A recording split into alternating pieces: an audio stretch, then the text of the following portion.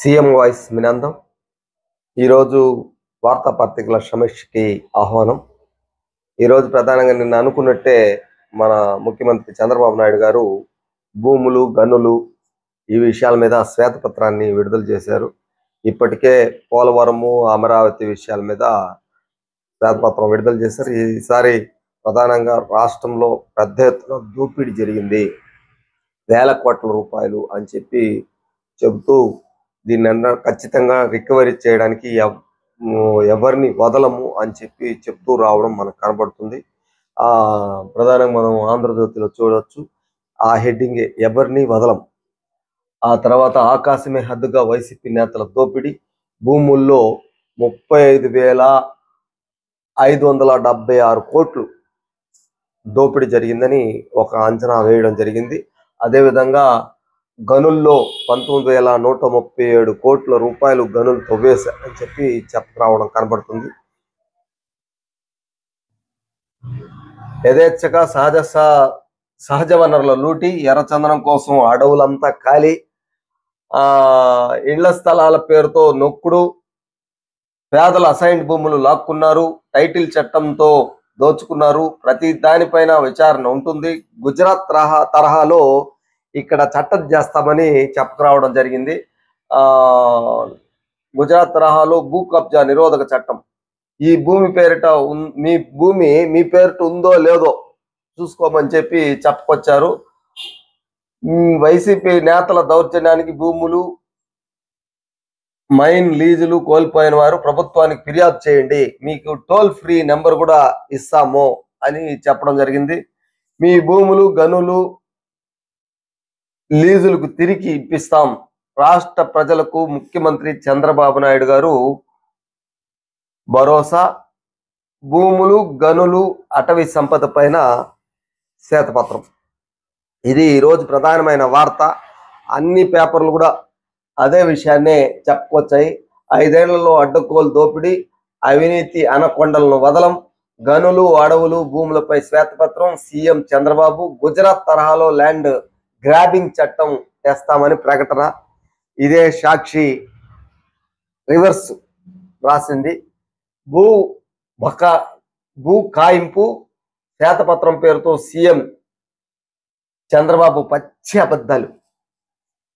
జగన్ సంస్కరణలకు శ్రీకారం చుడితే స్కామ్లకు బాబే అంధ్యుడు. సమగ్ర భూ సర్వే రద్దు. ఇంతకుముందు జగన్ అన్న పెద్ద ఎత్తున ఆర్భాటం రాష్ట్రమంతా జరిగింది.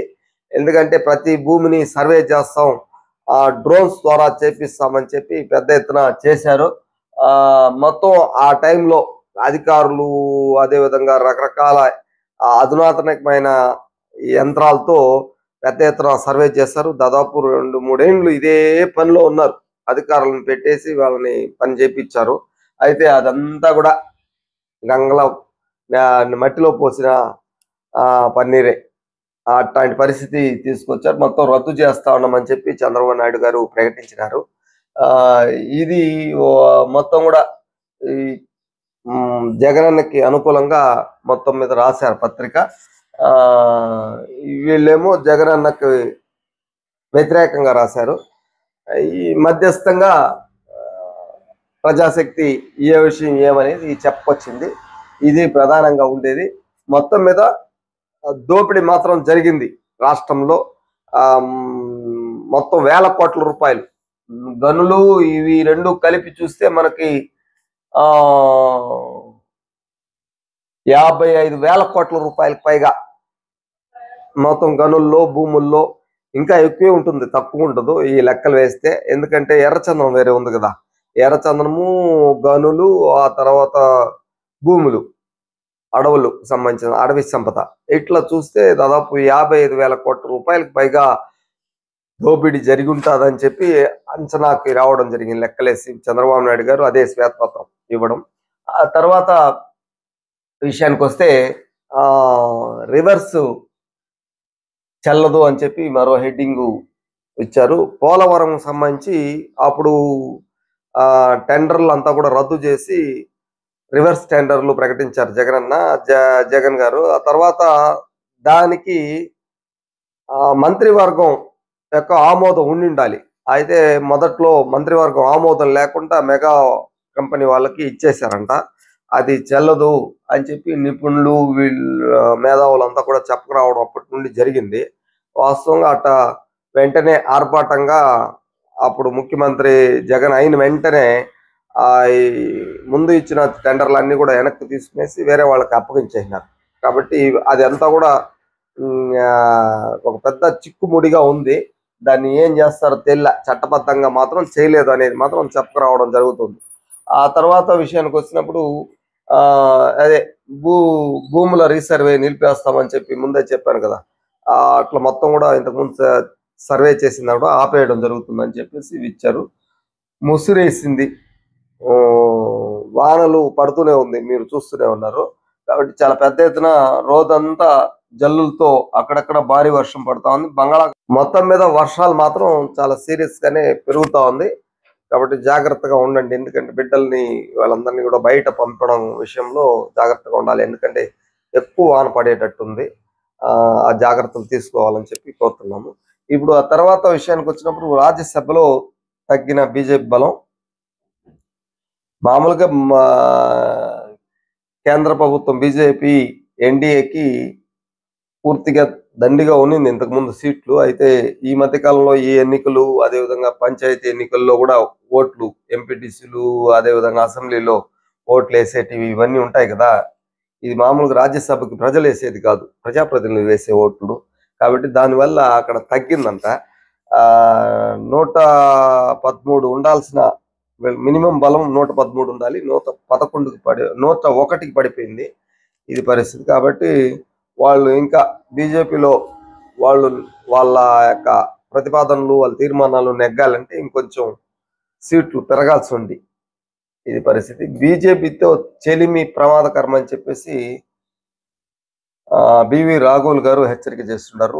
ఇంతకుముందు గతంలో ఎక్కడ ప్రాంతీయ పార్టీలు వాళ్ళతో చెలిమి చేసినా ఆ ప్రాంతీయ పార్టీలంతా కూడా ధ్వంసమైపోయిన పరిస్థితి, ఓడించేసిన పరిస్థితి ఉంది. ఈ పరిస్థితుల్లో ఆంధ్ర రాష్ట్రంలో కూడా టీడీపీకి, జనసేనకి బివి రాఘవులకు హెచ్చరిక చెప్పారు. ఎందుకంటే జాగ్రత్త, మీరు కూడా ప్రమాదంలో పడిపోతారు. ఇప్పటి వరకు దేశంలో ఈ 10 ఏళ్ల కాలం కాదు, ఇంతకుముందు కూడా అంతకుముందు కూడా ఎవరితో చెలిమి చేస్తే ఆ పార్టీల యొక్క తలుపులు మూసేయడమో లేకపోతే నాశనం అయిపోవడమో జరుగుతుంది. అట్లాంటి పరిస్థితి మనం ముంబైలో చూసాం, ఇట్లా తమిళనాడు అన్నాడీఎంకే పరిస్థితి చూసాం, ఇట్లా బీహార్లో చూస్తున్నాం. చాలా చోట్ల ఇట్లాంటి పరిస్థితి ఉంది. ఎక్కడ ప్రాంతీయ పార్టీలు చెలిమి చేస్తే అక్కడ ఇబ్బందులు వస్తున్నాయి. అది పరిస్థితి. కాబట్టి ఇసుక అక్రమ తవ్వకాలపై 2లోగా నివేదిక ఇవ్వాలని చెప్పి రాష్ట్ర ప్రభుత్వానికి సుప్రీంకోర్టు ఆదేశం ఇచ్చింది.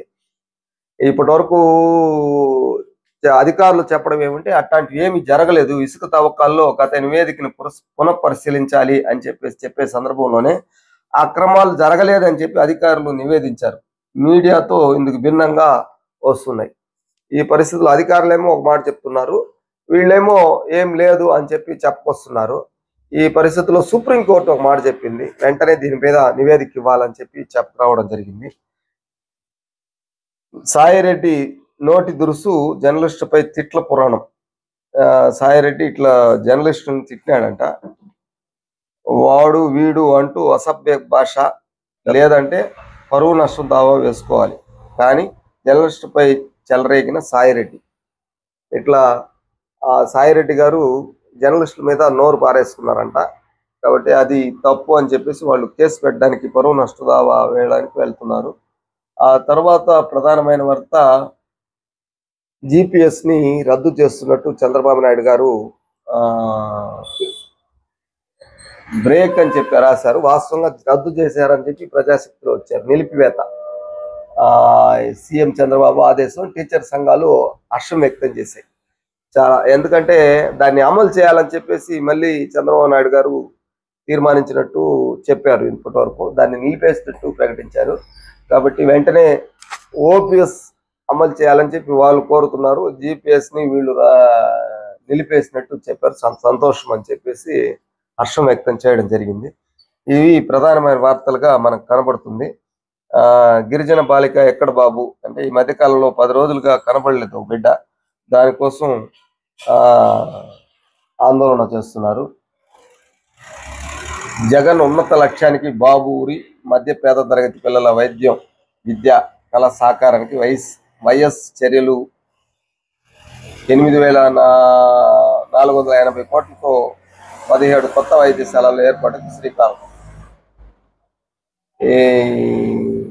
ఇది ఈ వార్తకు సంబంధించి అప్పట్లో వాళ్ళు ప్రారంభించినటివి చేసినటివి చెప్పొస్తున్నారు. మళ్ళీ తడబడ్డ బైడెన్